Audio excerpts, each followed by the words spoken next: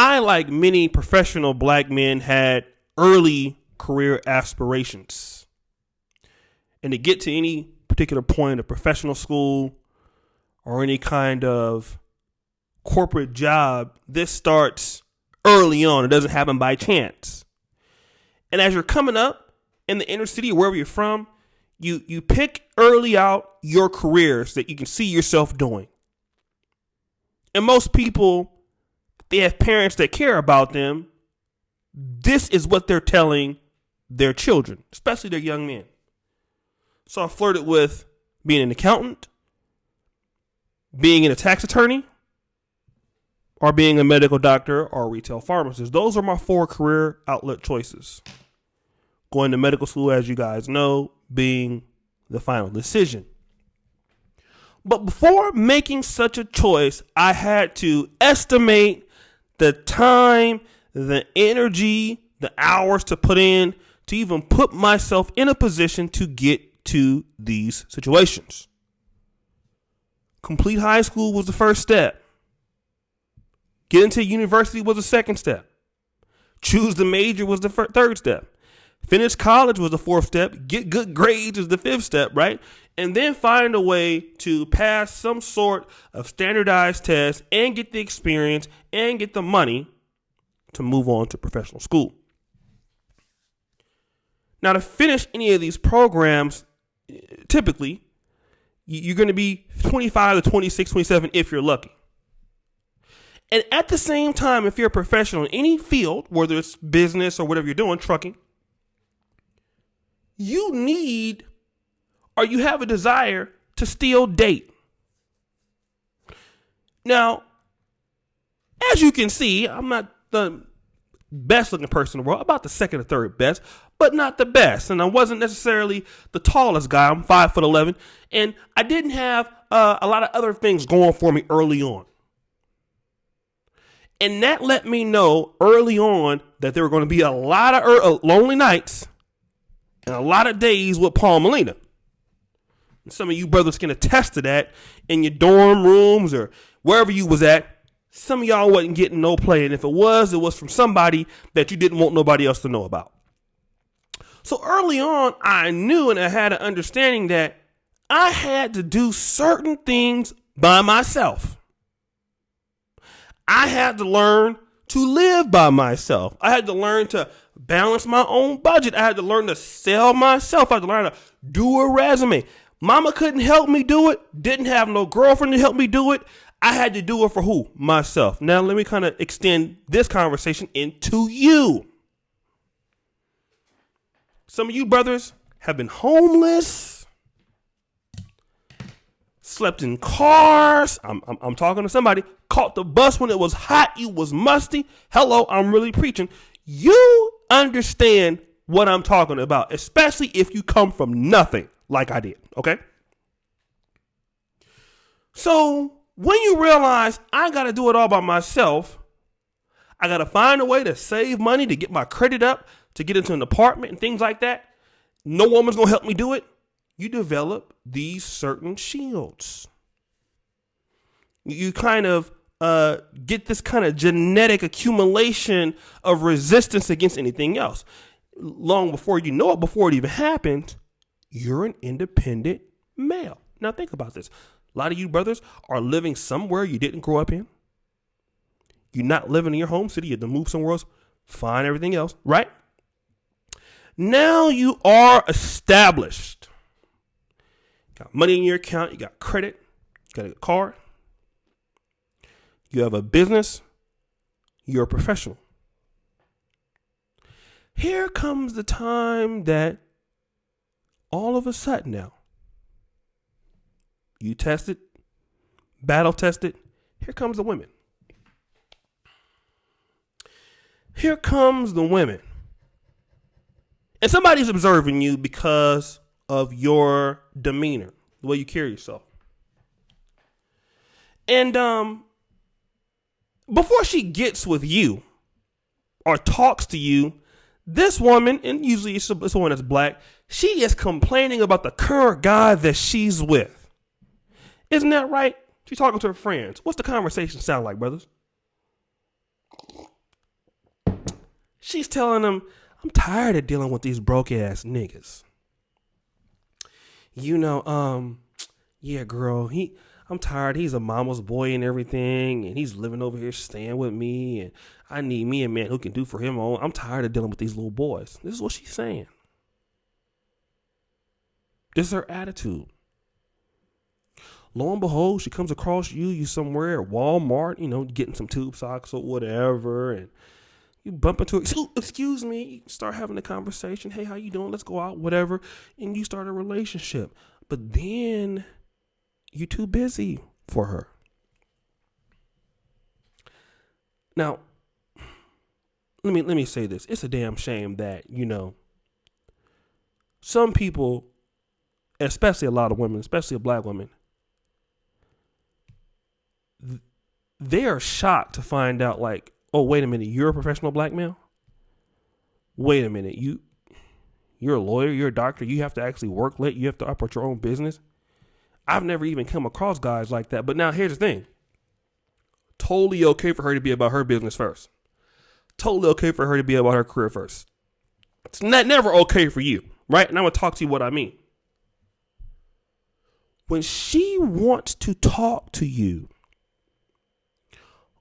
or hear from you, and she could be whatever she's doing in life, engineer, lawyer, doctor, whatever, it's okay for her to not to be available for you. But when you are a professional black man and you can't be available for her, woo! They can't take it. Why you not answering the phone? What you doing? You talking to some other bitch? This is what the things that professional black men do. And then here's even more. You've already been cooking for yourself as a man. You clean your own house. Ain't nothing that you really need her to do. Let me stop right there. See, here's another situation that professional black men got to deal with. We build ourselves up to be completely independent and don't need anybody but ourselves. And then when you build yourself to that point, you then get criticized. He don't make me feel needed. He don't make me feel wanted. I feel like, he don't even want me there. He don't even need me there.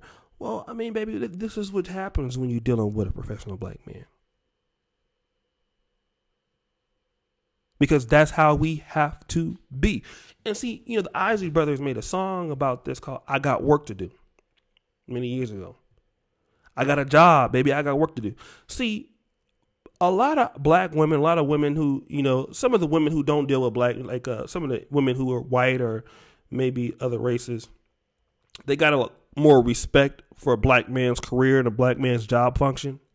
Black women, on the other hand, I'm not saying that they don't, but they have a less of an understanding, because a lot of black women have met so many men that don't have that work ethic. When they come across a black man with his shit in order, it is very intimidating to a lot of them. Like, no, I don't need to use your car. No, I don't need to stay at your house. No, I don't need to live with you. Okay. No, I don't need to go on vacations with you. No, I'm not calling and checking for you and seeing what you're doing every 5 or 10 minutes. I don't need to do that. And also the main thing is, you're not the most important thing in my life. I know you're beautiful. I know you thick. I know that you look much better than I should be dealing with, right? And this is what they really hate. When you're a professional black man and you're not that attractive and you're not sweating them, they don't know how to take it. And professional black men, a lot of times, we have to lose relationships with women that we love because they interfere with the course of the business. And I got to talk about that because a lot of times, a lot of sisters fuck themselves from a decent black man because he don't have the time to be sitting up talking to you all day or hearing about your problems. And that's another goddamn thing. Professional black men, we don't have time for that. Okay? Every day, my schedule is completely filled for the most part. I'm running multiple podcasts. I'm running Kinganda. I have medical school. I have things to study for. I'm running a blog. I'm running a Patreon account. I have to set up interviews for the future. I'm responding to emails. I'm doing collaborations. I'm doing everything all of the time. I'm an international guy. I've been in Africa 3 times in the last 60 days. Okay? I'm everywhere. And I'm not bragging. I'm not trying to throw it in anybody's face. That is my schedule. Anybody who interferes with the course of that business, you have to go. Because that is my life. I'm not going to change my life to befit you. So that you can so it befitting you. Because I work too hard to get here. No, I'm not doing that. No, I'm not taking all the time out of my day to be doing. No. I'm not going to do it. And if I do it, I'll be looking like a goddamn fool because you wouldn't do that for me. And see, here's the thing. A lot of sisters, instead of just being patient, the brother's doing something, he's producing, he's putting food on the table. The brother's doing this, brother's doing that. No. Oh, he ain't got enough time for me. You can't sit there and just wait until things get a little bit better, until the brother gets stuff on this. No, you be impatient and go fuck with somebody else who ain't got no work ethic. Now you and this nigga somewhere in a goddamn roach motel eating bologna sandwiches and shit like that and chicken tenders. Then you sitting back, man, I really wish I would have stuck with him. You goddamn right you wish that. And that's another goddamn thing. Professional black men and black men who are on their stuff have no problem. And this is what a lot of women don't understand. It hurts to lose anybody that you love. But once you get to this level, and I ain't even at a great level yet, but this little bit level that I'm on, Ed brother's doing way better than me, you can go. It's almost certain. Yeah. Because if you're not gonna, understand what the schedule is, and they always start off acting like they understand. And then when they see how hard you work and they see what you're doing and see how you're doing it, they still don't understand. They still don't. They want to bring you all type of a family drama that they going on with their mama. And, like for professional brothers, if we got stuff going on in our personal life, we don't bring that to them. But women all the time, when you're professional black men, here they come trying to bring fuck your day up. This is what they're doing. I need somebody to hold me, be emotional, available. Bitch, not today.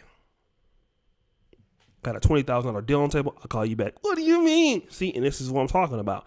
And this is why a lot of professional brothers, sometimes it's a lonely road, but it's the only road that that you got to do. And a lot of black men and it's many of us that are in this, range of, 25 to 40, 45, this is a tough road, and when you decide to go this road and you living by yourself, you're away from your family a lot of times and you're on the road working and stuff like that. It's a hard life, but these are the problems that professional black men go through.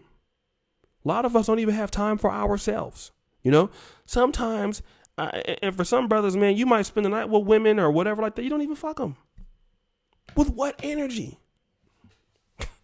And they be begging to come over. Can I please come over? I'm working right now. Please, can I come over? Can I come? And they're just doing anything. But anyways, I just wanted to talk about that and get my little rant off. And you brothers out there, man, that have gone through this and that live this lifestyle, you're not alone. There are a lot of professional brothers out there that get out there and go out there to work at 6 a.m. and come back at 2 a.m. and get back up and do it again because they have to. Because we know as professional brothers, nobody looks out for us like we do. We are our own safety net. So I want to thank you guys for listening to the video. Do me a favor, subscribe, hit the bell on the channel. I got some new subscribers. Shout yourself out in the comments. All right. And then I'll acknowledge y'all. Will come by and leave a heart. Now, heart on your comment and comment back. Also, thank you to all the people who have been holding us down on Patreon. I got a new rollout system of Patreon coming next February. $5 a month, right? The Negromanosphere.com. We got a new article that dropped almost on our 1,000th article. You brothers have been the reason for the season of the Negromanosphere.com. I got all 4 free ebooks below. If you need an ebook, you can't get it, something happens, email me, planetoshay@gmail.com. Also, check out my comic, Dr. Aktion. It's the new comic there. It's in the description. Check out my new episode 22 of the Thirst Box. All right. Brothers, I appreciate you. Keep your head up. And I know that's a lonely road. And a lot of times some women don't understand, but some women will understand, right? And it's about getting with the woman that understands and I can appreciate what you're trying to do. And as you know, the buffoonery always remains at an all-time high. I'm out.